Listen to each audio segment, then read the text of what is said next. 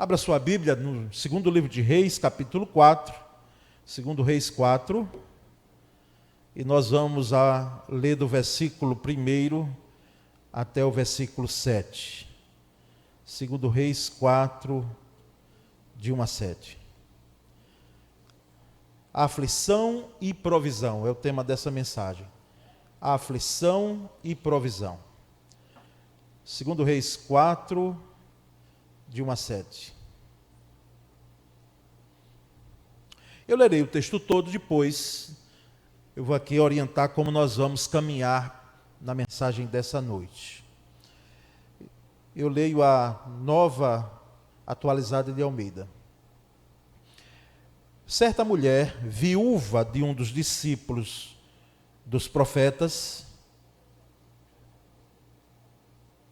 chamou a Eliseu dizendo: o meu marido, seu servo, está morto, e o Senhor sabe que esse seu servo temia o Senhor Deus, mas veio o credor para levar os meus 2 filhos como escravos.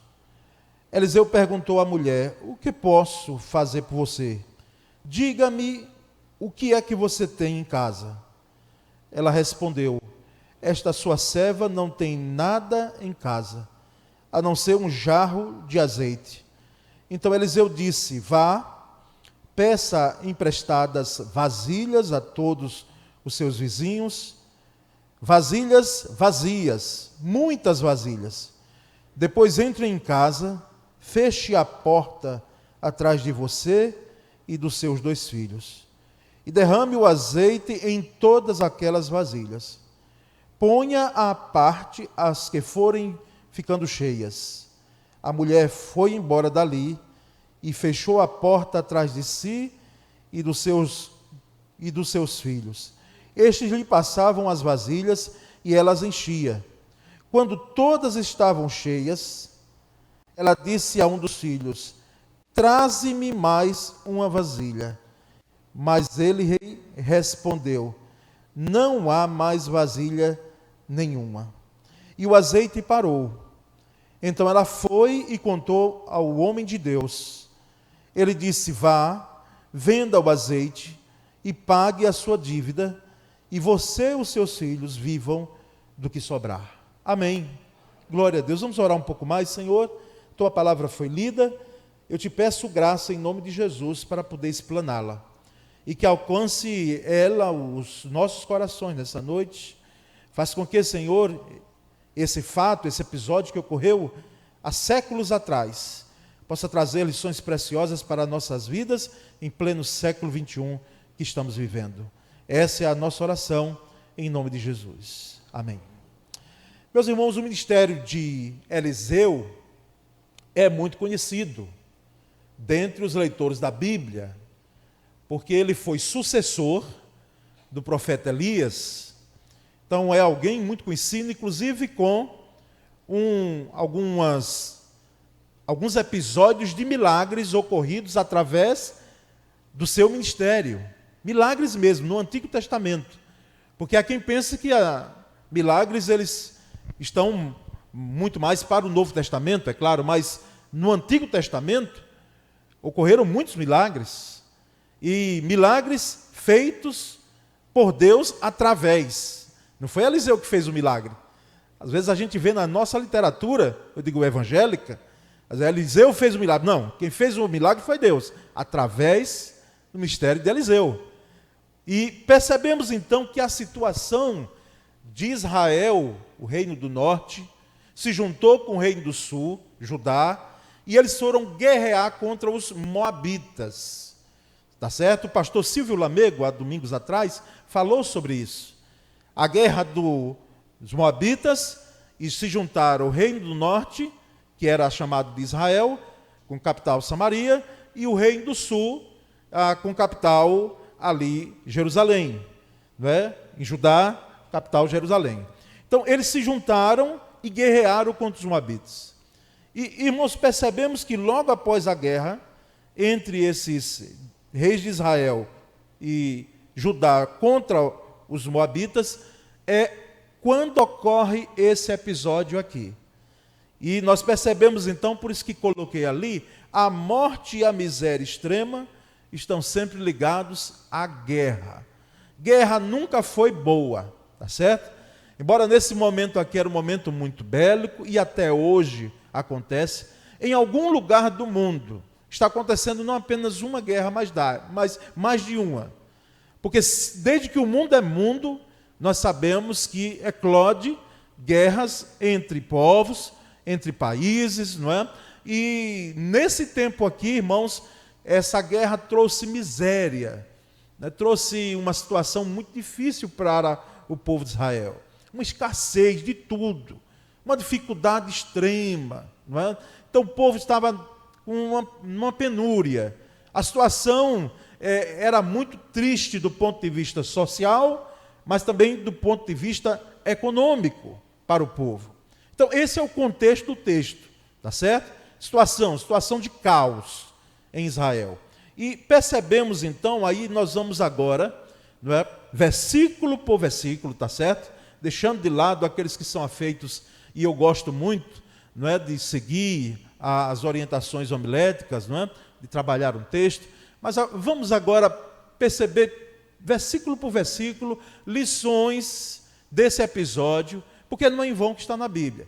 Então, o versículo 1, acompanhe agora na tela, porque eu li uma versão e agora vou trabalhar com outra versão, que é a Bíblia, não é, com você. Certa mulher, viúva de um dos discípulos dos profetas, chamou a Eliseu, dizendo: do meu marido, seu servo, está morto. E o Senhor sabe que esse seu servo temia o Senhor Deus, mas veio o credor para levar os meus 2 filhos como escravos. Não é? Então, irmãos, aqui, essa esposa, essa mulher, não é? Que tinha o seu marido, um profeta, não apenas a situação difícil que eles estavam passando, porque o texto dá a entender que esse profeta, antes de falecer, ele contraiu uma dívida. Ele foi atrás de credores, não é? E contraiu uma dívida diante, quem sabe, da situação, não é? Que estavam passando. Só que você já passou algo que você pensa que está ruim e depois, em vez de melhorar, piora? Conhece alguém que passou algo que está ruim a situação? Está ruim mesmo. Mas ainda piora mais. Foi esse caso aqui. A situação já era desesperadora. Por quê? Porque dívida nunca foi bom. E há dívidas que podem ser feitas, às vezes assim, a pessoa quer dar como diz um ditado nosso, um passo além das pernas, não é? Um passo além das condições. E muitas vezes quer naquele momento, diz, não, eu vou adquirir isso agora e pronto. E ninguém vai me pedir. Por mais que uma voz feminina da esposa chegue e disse, homem, cuidado, nós não podemos fazer de uma outra forma, mas quem disse? Se ele ou ela, né, colocou o coração, pronto, já foi. E pode então vir dívidas de ações irresponsáveis, nossa, sim. Mas, não, irmãos, quero crer que não foi o caso, porque a situação era de dificuldade, socialmente, economicamente. Então, aquele homem, vendo a sua família, a sua esposa, os seus 2 filhos, que nós não temos nem nome da esposa, nem nome do profeta, nem nome dos 2 filhos, mas há comentaristas que dizem que esses rapazes, eles eram adolescentes, pré-adolescentes, não é? Não eram de idade, porque senão já tinham condição de trabalhar, estavam fora de casa, mesmo com uma situação caótica, enfim.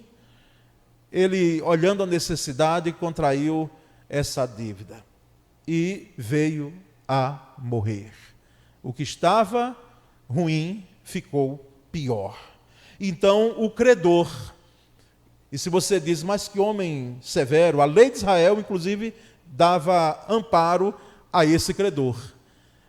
Embora, com porém, em Deuteronômio dizia que se a situação fosse de extremo caos, não era para fazer o que ele fez. Então, o credor, na realidade, não deveria, devido à situação caótica que estava passando Israel, de usurpar os 2 filhos de sua mãe para fazê-los escravos até que a dívida fosse paga. Isso era o que a lei dizia. E povos antigos também faziam. Mas, irmãos, o que nós percebemos aqui é uma mãe que, tendo a porta batida da sua casa, com esse credor dizendo: olha, o seu esposo, um homem de Deus, e é bom saber, é bom entender de que calamidades, situações difíceis acontecem com crente, inclusive com profetas, inclusive com pastores. Dificuldades não apenas financeiras, mas de outras ordens. Eu tenho um amigo aqui mesmo do campo sergipano, já de muito mais idade, não é, do que eu no ministério, muitos anos, mas a gente tem uma afinidade boa, não é? A gente tem uma afinidade boa. Eu muito mais jovem que ele já com mais de 50 anos de ministério e com muita vivência. Ele disse que quando formou no seminário teologia, e foi, né, exercer o ministério pastoral, ele disse que naquele tempo de seminário em Recife, do seminário quando estudava, ele viu, irmãos, infelizmente, algo que não deve ocorrer, e é triste quando ocorre. Um líder, não é pastor na realidade, a família não tem condições de pagar um caixão, não tinha condições de comprar um caixão, e nós sabemos que o caixão é caro, tá certo? Se você não sabe o valor, vai pesquisar quanto é. Mais simples, a família não teve condições, e teve que a própria igreja se mobilizar, não é?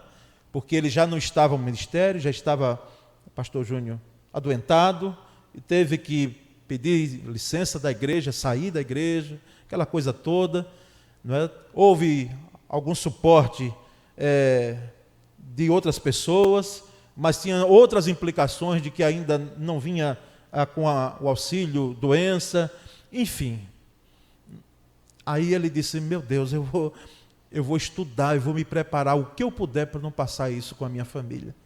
E estudou, irmãos. Ele disse que depois de teologia ele fez filosofia pura, depois de filosofia pura ele fez pedagogia, depois fez letras, depois fez direito e fez pós-graduação. E ele lembra de uma irmã que não era da igreja que pastoreava, mas era uma irmã que morava próxima a ele. Quando ele passava para pegar a condução para ir para a faculdade, dentro desses cursos que ele está fazendo, tinha uma irmã que dizia assim: pastor, Jesus Cristo vai voltar e o senhor vai estar estudando. Aí ele disse que olhava assim e dizia: pois, irmã, ele vai voltar e vai me encontrar estudando. Ele disse eu tive que me preocupar com isso. Talvez me preocupei até em demasia. Mas formou-se desses cursos todos e motivado, né, por uma experiência negativa de um colega de farda ministerial, que não teve a condição. A família teve que ter suporte de pessoas, porque não tinha a condição de comprar nenhum caixão. Acontecem, irmãos, calamidades com gente boa. Acontecem situações desesperadoras. Tem gente hoje que está sofrendo, sim. Não é porque foi com os próprios passos. Às vezes ocorre. A pessoa está sofrendo e diz: ai meu Deus, que eu estou sofrendo. Ai meu Deus, misericórdia. Porque foi com os próprios pés para onde não deveria ir. Mas não foi esse o caso. E o credor estava na porta e essa mãe, ela não se conforma com aquela informação. Ela não queria burlar a lei. Aqui ela não chega diante do profeta dizendo: olha, vá falar com o rei. Ou ela mesma fosse falar com o rei, porque esse era um caso de que a pessoa ia e solicitava ao rei a clemência para que o rei pudesse, uma ordem do rei, qual era o credor que não ia, não é, ouvir? Para que o rei pudesse interceder por ela. Não, mas ela vai em busca do profeta. Ela vai em busca do profeta. Defender os seus filhos. Mães, pais, não é? E mais precisamente aqui pegando o texto, mães, lutem pelos seus filhos. E a mãe luta, é como uma leoa, não é? Algumas até vão além. Mexam comigo, mas não mexam com os meus filhos, né? Os pais também são assim, viu? Os pais também são assim. Lutem pelos filhos. Porque tem gente que está intentando, mesmo com o argumento da legalidade. E nesse caso aqui, já falamos, já ouvimos, de que esse homem não deveria fazer o que ele fez. Mas, de certa forma, ele até esperou, né? Não sei se foi pior ou melhor, esperou que aquele que devia, o esposo dela, falecesse, para depois ele ir atrás. Mas, pela lei, ele fez algo que não deveria. Mas o credor chega. E ela então vai interceder pelos filhos ao profeta que nós ouvimos como o homem de Deus. E ela fala bem do esposo dela. Note no versículo 1, por favor. O meu marido, seu servo, ou seja, Eliseu, era profeta também. E era uma forma de dizer, não é que esse homem servia a Eliseu, não. É que esse homem era profeta como Eliseu. Meu marido, seu servo, está morto. E o Senhor sabe que esse seu servo temia o Senhor Deus. Temia o Senhor Deus. Ela fala bem. Porque quem sabe se fosse uma mulher em outra... E ela poderia até ter feito isso. Meu Deus, o que esse homem fez comigo? O que esse homem fez com meus filhos? Por que deixou essa dívida tão grande? Ela tinha conhecimento, certamente, da situação. A comida não chegava em casa em vão, não é? É porque havia, de alguma forma, o conhecimento dela do que foi feito pelo marido, da dívida que foi feita. Então, mas ela fala bem, ela expressa bem. Há quem diga até, os comentaristas, de que esse profeta era conhecido de Eliseu. Era conhecido, se não fosse amigo, Eliseu sabia quem ele era. E percebemos no final do versículo 1, então que ela diz, veio o credor para levar os meus 2 filhos como escravos. Então lute pelos seus filhos. Interceda pelos seus filhos. Porque tem gente querendo fazê-los de escravo. Não a escravatura que ocorreu tão recentemente no Brasil e em outras partes do mundo, e que, infelizmente, até hoje, em algum lugar do mundo, pode estar ocorrendo. Não. Mas a escravidão ideológica, a escravidão espiritual, a escravidão, muitas vezes, dá mensagem e diz, olha, é lícito, é legal isso. Então, precisamos lutar pelos nossos filhos, interceder pelos nossos filhos. E o versículo 2, acompanhe comigo na tela, por favor. Eliseu perguntou à mulher, o que posso fazer por você? Diga-me o que é que você tem em casa. Ela respondeu, esta sua serva não tem nada em casa, a não ser um jarro de azeite. Então, ela procurou a pessoa certa, viu? Porque ela poderia ter procurado outros profetas, outro profeta? Poderia. Só tinha Eliseu de profeta ali em Israel? Não. Tinham outros profetas, mas ela busca a pessoa certa. Diante de uma extrema urgência, diante de uma grande necessidade, busque pessoas certas, para que você possa ter respostas certas. Quando nós buscamos pessoas erradas, diante de uma situação de calamidade, a questão só tem a piorar, porque pior já estava. Mas poderia piorar mais ainda, se ela buscasse uma pessoa que não fosse um homem de Deus, como diz o texto que eu li. Um homem de Deus. Inclusive esse termo, é bom que a gente tenha muito cuidado em usar. Um homem de Deus, mulher de Deus. Porque um homem de Deus e uma mulher de Deus, se são de Deus, de fato tem uma diferença. Tem uma vida diferencial. Como esse homem, Eliseu, um homem de Deus tinha. E aí Eliseu perguntou, o que é que eu posso fazer por você? Lembra de alguém que perguntou isso a alguém que estava sem vista? O que é que você quer? O que é que eu posso fazer por você? Diga-me o que é que você tem em casa. O que é que você tem em casa? E aí a pergunta vem para todos nós, o que é que nós temos em casa? Diante de uma situação de calamidade, o que é que nós temos em casa? E ela respondeu, esta sua serva não tem nada em casa, vírgula. Nada em casa, vírgula. A não ser um jarro de azeite, ou um vaso de azeite. Não é? Azeite era fundamental, irmãos, para o povo judeu. Com azeite fazia muita coisa. Azeite dava luz para as lamparinas, azeite cozinhava, azeite, enfim, era de grande utilidade o azeite, para tudo. Era medicinal, mas ela só tinha esse vaso, esse jarro de azeite. E eu vejo como interessante, ela diz, eu não tenho nada em casa.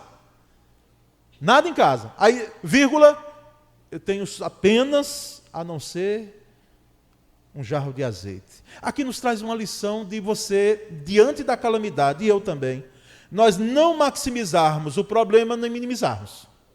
Que essa é a tendência, não é? Diante de uma situação difícil, já está difícil, extremamente difícil. A tendência pode ser de maximizar aquilo que já está máximo, que já está grande. Porque quando ela diz, eu não tenho nada em casa, tinha sim. E por isso que ela lembra, a não ser um jarro de azeite. Como poderia também minimizar? Não, eu tenho um. O que eu tenho em casa pode ser sim. Certo, lembrei. Não é? Tem em casa o quê? A mobília, tem os bancos lá, tem as camas ou as esteiras, quem sabe? Minimizar a questão. Ela disse, não, eu tenho apenas um vaso de azeite. E o versículo 3, me acompanhe. Então Eliseu disse, vá, peça emprestadas vasilhas a todos os seus vizinhos. Vasilhas vazias. Muitas vasilhas. Essa mulher aqui nos dá uma lição de que, aliás, antes dessa lição que Eliseu manda ela ir. Acho interessante, irmãos, o profeta Eliseu. Porque quando chega alguém pensando que ele vem atendê-lo, como Naamã, né? Comandante, né? Da Síria, e vai até ele, e ele manda um recado, o profeta Eliseu. Diga a ele que mergulhe 7 vezes no Rio Jordão, e pronto. Nem vai. Isso, o Naamã fica injuriado, ele diz, como? Não apenas que ele mandou o profeta Eliseu mergulhar no rio Israel, e não da terra dele, mas não saiu nem sequer para atendê-lo. Porque Eliseu poderia, irmãos, aqui quem sabe se fosse no tempo de hoje, com os profetas hoje que temos, sair, fazer toda uma encenação, e com aquela mulher, e vender algo que não aconteceria. Mas ele disse, vá, peça emprestadas vasilhas a todos os seus, o quê? Vizinhos. Então essa mulher nos dá uma lição de que ela tem um relacionamento saudável com os vizinhos. Olha, irmãos, vizinhos, talvez em apartamentos, que moram em condomínio, não sei. Mas eu lembro de uma irmã que há anos atrás, num culto de oração, diga o que foi que ela pediu. Culto pequeno, ela disse, irmãos, peço oração por mim. Porque a vizinha varre o lixo da frente da casa dela e bota na frente da minha casa. E eu vou e pego e varro o lixo e pego o lixo que ela botou na frente da minha casa, mas eu já estou com o meu pavio curto. Eu já estou pronto a dizer umas coisas à minha vizinha, porque isso que ela está fazendo é errado. E está me tirando do sério. Coisa assim. E agora? Vamos orar mesmo. Porque uma das coisas que nós precisamos ter é relacionamento bom com os nossos vizinhos. Não é essa coisa de estar na casa do outro, não. Que hoje em dia, bom será, não é? Mas nem todos. Não é isso que eu estou falando. Essa mulher, ela vai atender o que o profeta disse, mas ela tinha um bom relacionamento com os vizinhos. Vá, tome emprestado vasilhas a todos os seus vizinhos. Eu quero crer, irmãos, que nós, porque às vezes a gente só olha o outro, né? Quem sabe eu falando aqui, você está lembrando de algum vizinho. Aquele, né? Que faz aquele barulho, né? No condomínio, na casa, não sei. Mas a pergunta é, será que nós somos bons vizinhos? Eu e você, será que nós somos bons vizinhos? Não é? Será que as pessoas olham para a gente e dizem, é um bom vizinho? toma emprestada as vasilhas dos vizinhos. Vasilhas vazias. Muitas vasilhas. Muitas vasilhas. Irmãos, impressionante essa orientação do profeta. Eliseu não estava maluco aqui, não. Eliseu estava sabendo o que ele estava falando. Versículo 4. Depois entre em casa, feche a porta, atrás de você e dos seus filhos, e derrame o azeite em todas aquelas vasilhas. Ponha à parte as que forem ficando cheias. Entre em casa e fazer o quê? Fechar a porta. Por quê? Alguém será que ia entrar ali e roubar, né? Aqueles azeites que não tinha nada, na realidade tinha só um pouquinho na botija? Não. Aqui nos dá uma lição muito interessante. Lição esta que acontece na ressurreição da filha de Jairo. Não sei se os irmãos vão me lembrar. Quando Jesus vai se aproximando da casa de Jairo, não é? Chega alguns e diz: olha, não incomodes mais o mestre, porque a menina já está morta. Filha única de Jairo, com 12 anos. Não incomodes mais. E aquele chororô todo dentro da casa, e de fato a menina estava morta, viu? Mas o que foi que Jesus fez? Disse: olha, só vai para o quarto, e só vou entrar aí, vou entrar o pai da menina, a mãe, não é? E vamos entrar lá, alguns discípulos, e fecha a porta. Não entra mais ninguém. Por quê, irmãos? Porque quem precisa ver o milagre, entra e não faz propaganda. E quem duvida de que aconteça um milagre, não tem o direito de presenciar o milagre. Então por isso que essa mulher fecha a porta. A ordem do profeta foi: feche a porta, porque pode ter curiosos. Imagina os vizinhos dizendo para ela: mas como, mulher? Para que essas vasilhas todas? E o que é que você vai fazer? Que milagre foi que ocorreu? Tome aqui, está emprestado, mas eu quero ver o que é. Não, ninguém vai ver nada. Fecha a porta. Só vamos ficar aqui nós três, eu e os meus 2 filhos. Quem não crê no milagre, quem não recebeu palavra e promessa, não vai visualizar milagre nenhum. Nenhum. Feche a porta, atrás de você e dos seus 2 filhos, derrame o azeite em todas aquelas vasilhas. E ponha à parte as que forem ficando cheias. Irmãos, isso o profeta está dizendo antes de acontecer. Antes de acontecer. O que é que você, ou como você ficaria diante de uma fala dessa? Irmãos, eu confesso que eu ia dizer: Senhor, me dá mais fé, porque como é que vai ocorrer? Mas ela sabia quem estava buscando. Não foi em vão que ela foi. Ou nós vamos pensar que Eliseu ia dizer: toma aqui emprestado, não é? Aqui esses vários dinheiros para que você possa pagar a sua dívida. Não. Ela sabia quem estava buscando. Põe a parte as que forem ficando cheias, antes de ocorrer o milagre. Versículo 5. A mulher foi embora dali e fechou a porta atrás de si dos seus 2 filhos. Estes lhe passavam as vasilhas e elas as enchia. Ela as enchia. A mulher obedeceu. A mulher foi cumprir o que o profeta disse. Existem coisas, irmãos, existem falas de profetadas que aí nós não vamos ter que cumprir mesmo. Porque, olha, quando se chega a um certo tempo de vida cristã e de ministério pastoral, a gente pensa que já viu de tudo, e já viu mesmo. Algo assim, os mais absurdos. Eu mesmo já tive situações difíceis de atender colegas, muitas vezes, amigos, não é? E lembro como hoje de alguém que me procura, diz: Paulo, como é que pode eu receber a palavra, a profecia? E eu creio, viu, que Deus pode falar. Eu sou pastor batista. Mas em condições excepcionais, e se cumpre mesmo. Não é o achismo, não. Receber a palavra, porque eu gosto demais de fulano, citou o nome do rapaz que ela queria casar, e Deus me disse que eu vou casar. Eu digo, mas você, como é que você diria? Diga aí. Eu digo, mas você sabe se foi de Deus mesmo? Foi! Você está sendo incrédulo? Eu digo, então pronto, deixa eu ficar parado. Ficar calado aqui que é melhor, mas você tem... Foi Deus que falou? Foi. Pronto, foi Deus que falou, tudo bem. Irmãos, nós sabemos que essa seara, essa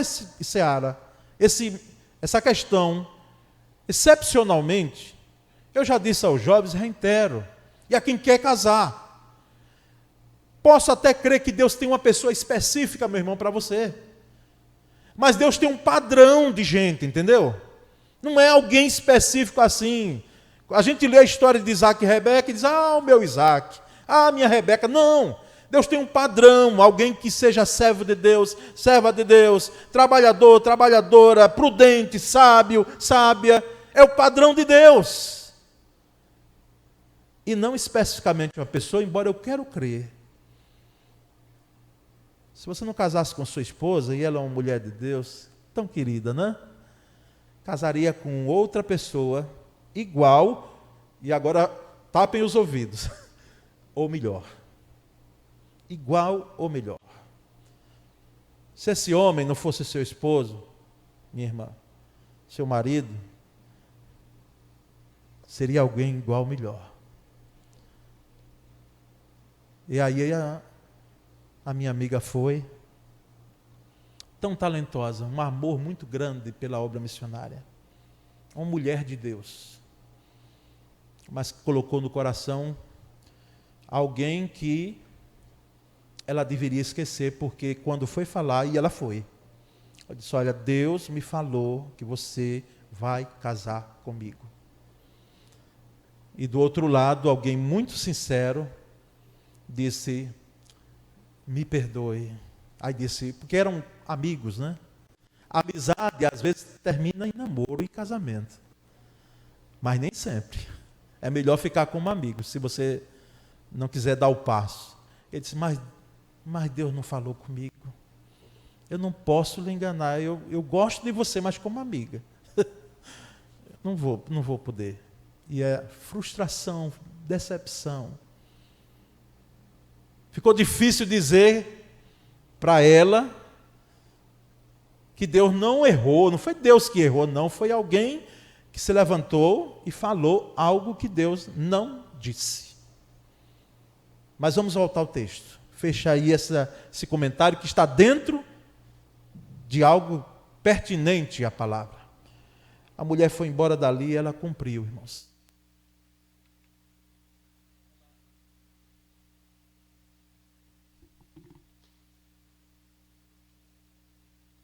Som. Será que é para terminar a mensagem? Ainda tem 2 versículos. Espera aí, aguenta aí. Não, a bateria foi, né? Ela foi e cumpriu, e os filhos a ajudavam, passavam as vasilhas e ela as enchia. Eu também admiro esses 2 adolescentes, vou dizer assim, que eu não creio que eles eram rapazes já. O homem hebreu casava com cerca de 40 anos. E ele ia geralmente primeiro embora e deixava a mulher. Porque a estimativa de vida nesse tempo aqui não era muita. Talvez muito há 50 anos. E nós nem sabemos o motivo por que ele faleceu. Mas percebemos que esses 2 filhos dessa mulher não questionam. Porque tem filho que questiona, né? E eu vou dizer, era até plenamente compreensível, humanamente falando. Um dos 2 ali, ou os 2 dizerem, minha mãe, vamos fazer isso mesmo, já tem pouquinho aqui, mas para que tanta vasilha? O que é que vai ocorrer? Como vai ocorrer? Como é que vai acontecer? Olha uma lição preciosa para mim e para você diante desse texto aqui. Não queira saber explicação de como Deus vai fazer um milagre, não. Porque nós não vamos entender nunca. Porque não é como uma conta matemática que tem que dar um número exato. Não é nenhum texto, irmão Fernando, né? Professor Fernando, não é nenhum texto, porque o texto pode ter as suas variantes. Mas é uma conta matemática que muitas vezes eu quero ver como é que vai fazer. Não. Deus tem suas formas de fazer e muitas vezes não quer nem explicar para a gente como é. Porque quem fez o milagre não foi Eliseu. Eliseu foi instrumento para dizer, para que o Deus de Israel fizesse o milagre. Versículo 6. Quando todas estavam cheias, e o milagre não ocorreu, nós percebemos quando todas estavam cheias. Ocorreu quando encheu a primeira, e encheu a segunda, e encheu a terceira. Quantas vasilhas? Não sei quantas, muitas. O profeta disse, muitas vasilhas. Quanto mais você tiver, melhor. Todas estavam cheias, ela disse a um dos filhos, traga-me mais uma vasilha. Mas ele respondeu, não há mais vasilha nenhuma. E o azeite parou. Isso é milagre, irmãos. E eu pergunto aos irmãos, como que a gente explica? Posso trocar ou permaneço? O qual? Vamos mudar aqui. O verde? Pronto.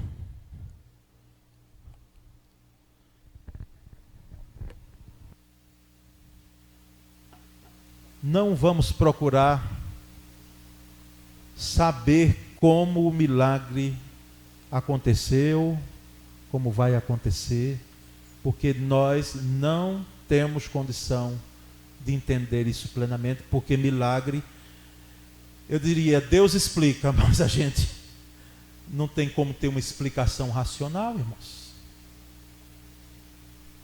Acontece, e é Deus quem faz. Às vezes, de situações as mais difíceis, elas mudam, elas se transformam, elas tomam um contexto que nós às vezes não entendemos. Meu Deus, como foi que aconteceu isso? Versículo 7 e último. Então ela foi e contou ao homem de Deus. Ela volta, Eliseu. Ela vai lá, contou ao homem de Deus. Ela foi novamente a pessoa certa. E o fato dela voltar é surpreendente, porque o problema dela tinha sido resolvido, não é? Tinha sido resolvido, estava com as vasilhas cheias de azeite. Nem vou nem voltar lá, mas não voltou. Voltou para ter orientações. Porque quando você encontra uma pessoa que lhe dá orientações saudáveis, boas, você precisa retornar. Então ela foi e contou ao homem de Deus, e ele disse, vá agora, venda o azeite e pague a sua dívida, e você, os seus filhos, vivam do que sobrar. Vivam do que sobrar. A orientação, irmãos, do profeta soluciona o problema insolúvel daquela mulher e daquela família. A orientação dada. O milagre foi feito e realizado. Qual é a moral, vamos dizer, da história? A questão, irmãos, é que esse mesmo Deus aqui, e isso não é retórica pastoral, isso é uma realidade para nós que cremos no Deus que faz provisão. Porque o tema da mensagem é a aflição, como essa mulher ficou aflita. Coloquemos nós no lugar dela. A aflição que ela teve. Mas ela tem a provisão que chegou na casa dela, na vida dela. O mesmo Deus que fez provisão para essa mulher, esse mesmo Deus está aqui. Esse mesmo Deus é o Deus que nós adoramos, cultuamos, celebramos o seu nome. É o mesmo Deus que tem atuado em toda a história da humanidade. É o Deus que, quando quer fazer, não pede autorização a ninguém. Ele faz como quer, quando quer. Ele faz, ele realiza segundo a boa vontade dele. Então, meu irmão, minha irmã, pastor, está diante de uma grande aflição? está diante de uma grande aflição, está diante de uma extrema necessidade, o Deus de Eliseu, o profeta, o homem de Deus, está aqui para fazer provisão. E eu não quero dizer com isso que vai acontecer algo sobrenatural, vai ter um milagre na sua... Não estou aqui para isso, não estamos aqui para isso. Nós estamos aqui para dizer que quando nós temos Deus, o nosso Deus, como um Deus provedor, Ele faz como Ele quer. Aquela mulher não sabia como resolver. E através de Eliseu, Deus fez como Ele quis. Em minha vida e em sua vida, pode ter outras formas, outras maneiras que Deus pode fazer, mas Ele faz. Pode ser talvez não algo tão surpreendente como a gente queira. Ou imagina, Senhor, daquele jeito. Ou quem sabe, alguém nem está mais com essa fé tanta de dizer, não tem mais jeito. Não tem como mais. Não vou nem clamar, não vou nem orar, não vou nem buscar. Mas Deus, quando quer fazer, faz. E faz, irmãos, sem deixar defeito. Sem deixar defeito. Faz perfeitamente. Ele, quando restaura uma vida, Ele faz perfeitamente. Quando Ele faz provisão, faz perfeitamente. Ele mobiliza o céu. Isso não é história de cantor, não é verdade. Ele mobiliza uma ordem dele do céu. Faz com que as coisas aconteçam aqui na terra. Antes de nós orarmos, deixa eu dizer a você que está aqui conosco nessa noite, quem sabe até nos acompanha pela internet, que aqui está aquele que livra da escravidão qualquer pessoa. E hoje existem pessoas, e quem sabe é o seu caso, que está numa escravidão. Pode ser que você tenha noção disso. Eu preciso de libertação. Eu preciso me libertar. Eu preciso ficar livre disso, dessas amarras, não é? E talvez você não tenha noção de que você está preso. Você pensa que está livre, você pensa que o que você está fazendo, isso é liberdade, fazer o que você acha, o que der, o que vier na mente. Não é não. Assim como aquele credor queria levar como escravos os 2 filhos, e tinha argumento para aquilo, até uma legalidade para fazê-lo, existe o pecado que quer escravizar e tem lhe escravizado a sua vida, através de vícios, através de uma conduta, que você está preso, amarrado, num laço terrível. E a boa notícia que eu tenho para você é que Ele veio para te salvar. Jesus veio para te salvar. Hoje, o que Ele tinha de fazer por você, já fez. Ele já foi até a cruz porque te ama e morreu por você.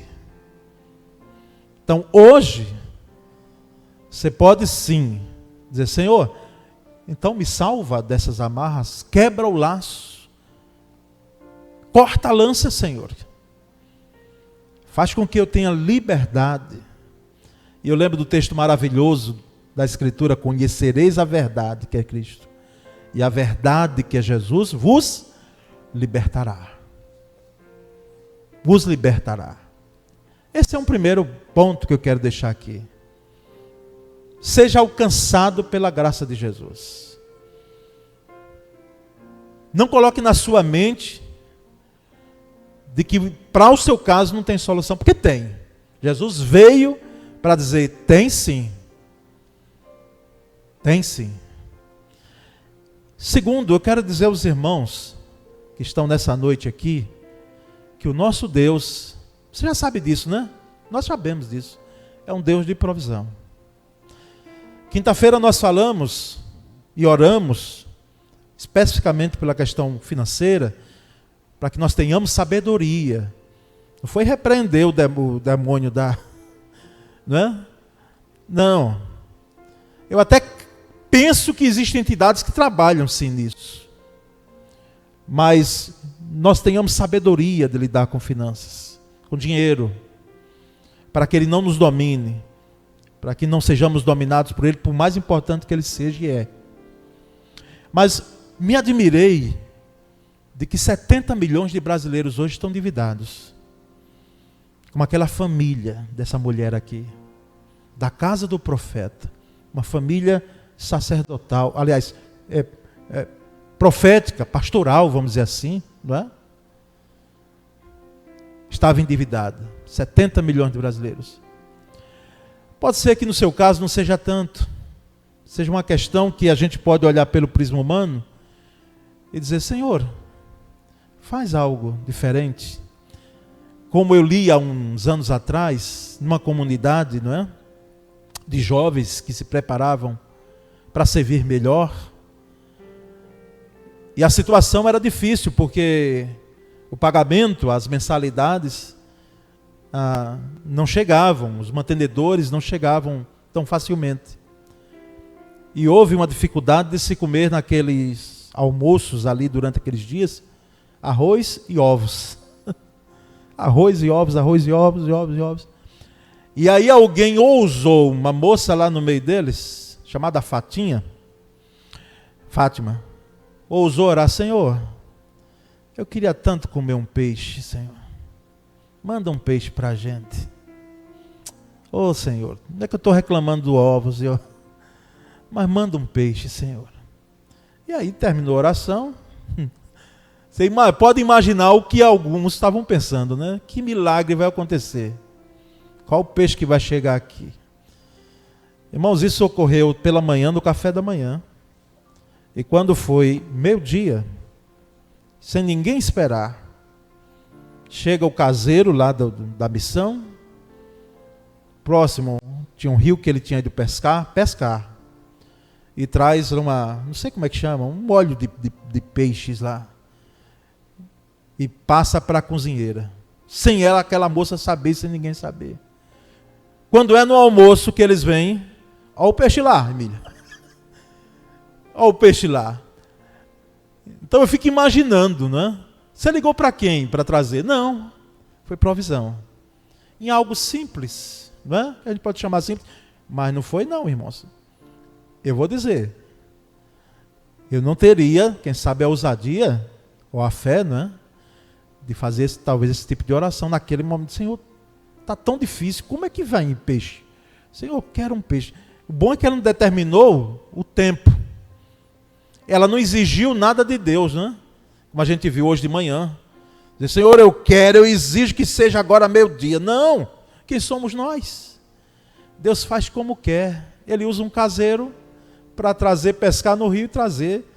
E quando você senta para comer ovos, com arroz tem um peixe lá que você orou. Deus faz assim. Então é o seu caso, uma provisão de Deus na sua vida, na minha vida. O Deus de Eliseu está aqui, o Deus de Israel. O Deus daquela mulher que nós nem sabemos nem o nome. Olha, tem gente anônima na Bíblia que eu queria saber o nome. Eu queria saber o nome dessa mulher.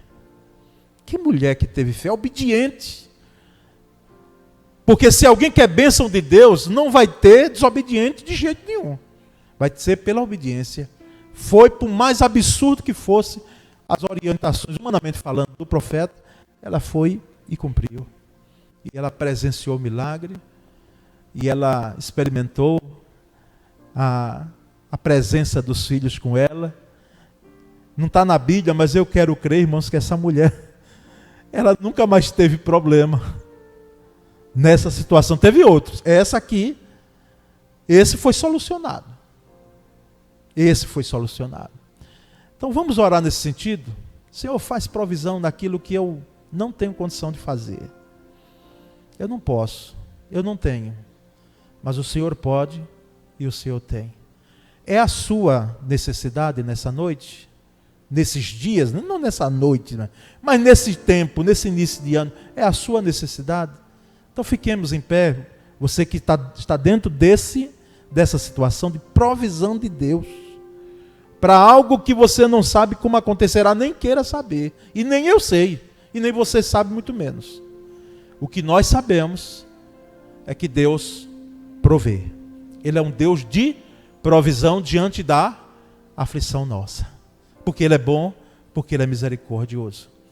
Senhor Deus, nós, ó Deus, agradecemos o registro, o episódio registrado nas Escrituras dessa mulher. Anônima, mas com lições tão grandes para nós. Como a história pode mudar? Como pode o Senhor fazer de uma hora para outra, de um tempo para outro, que a situação seja solucionada de forma surpreendente, excepcional, como o Senhor faz. Ó Deus, esses que estão em pé, eles creem no Senhor, nós cremos e sabemos que provisão virá da tua parte. Provisão virá da tua parte. O Senhor usa instrumentos vivos em tuas mãos como um profeta. O Senhor pode usar aquilo que a gente menos imagina para que a provisão venha, aconteça em nossa vida. Que o nosso coração descanse em Ti, Senhor. Que o nosso coração descanse. As inquietações do nosso coração, que são, quem sabe, até naturais, mas aquelas que questionam o teu poder e a tua misericórdia, não tenham vez em nosso coração, não tenham espaço em nossa vida, porque nós cremos num Deus que provê, e provê de forma maravilhosa. Essa é a nossa oração, Senhor, e descansamos o nosso coração na tua promessa de provisão. Em o nome de Jesus. Amém.